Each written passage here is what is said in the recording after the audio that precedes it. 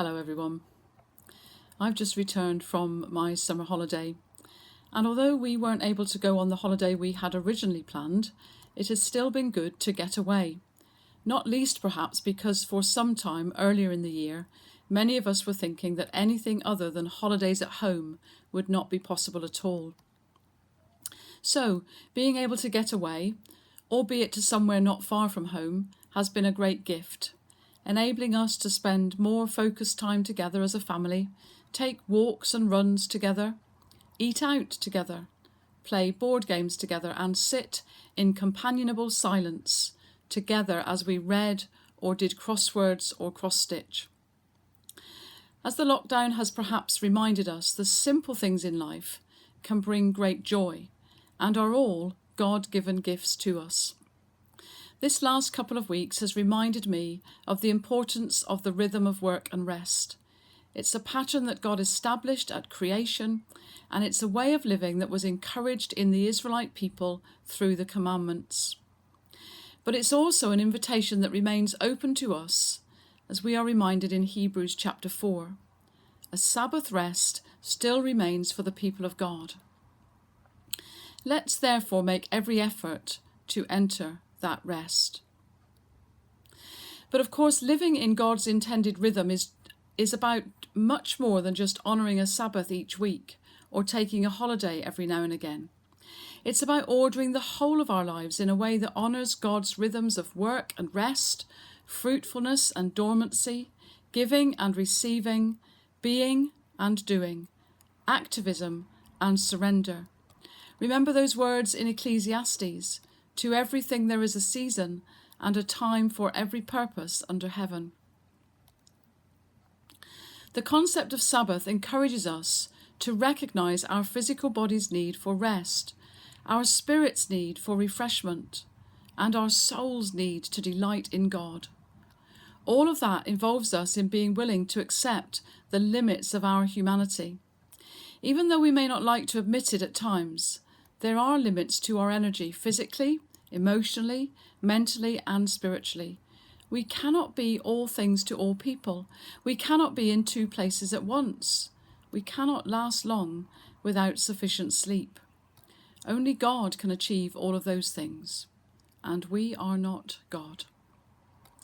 Most of us know all of this, but so often we don't actually live as if we believe it.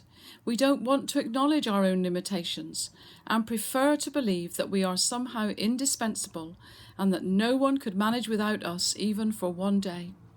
We put tasks and responsibilities ahead of the many other glorious things that God has placed in the world for us to enjoy, and we carry on digging deeper in order to get more done. It may well be that this period of lockdown has given you the opportunity to slow down a little. I appreciate that is certainly not everyone's experience. For some, it has been incredibly pressured and stressful as you've juggled working from home with homeschooling, or you've known the demands of long shifts as key workers without all the usual support from family and friends who've needed to keep their distance. But for some, time has felt more plentiful because of the reduction in the number of places to be or people to see. So what have you learnt in this time? What simple things have you rediscovered that bring you joy and refresh your spirit? What experiences have reminded you of the need for balance in all areas of life? And how will you ensure that those discoveries and experiences are not lost as life tends to get more busy and cluttered again as lockdown is eased? God's creative rhythms are meant for our flourishing. They are not meant to be a millstone round our necks. Remember, the Sabbath was made for us humans, not us humans for the Sabbath. So we're not called to be rigid and legalistic about all of this, but we are called to relax into the patterns that God has designed for our benefit. Whilst accepting that God often calls us to move beyond our comfort zones in order to develop our abilities and stretch our thinking, let's hold that intention with the peace that comes when we accept the reality of our limitations rather than always pushing beyond our limits, and the joy that we can know as we simply delight in all that God has provided for us. When we are accepting and gentle with ourselves, then we are better able to offer others that same grace and acceptance. Let's remember that we are the created and not the creator.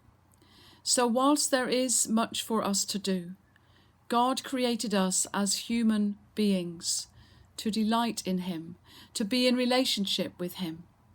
Let's make sure we have the time to enjoy that relationship and simply relish being the people we were created to be. God bless you.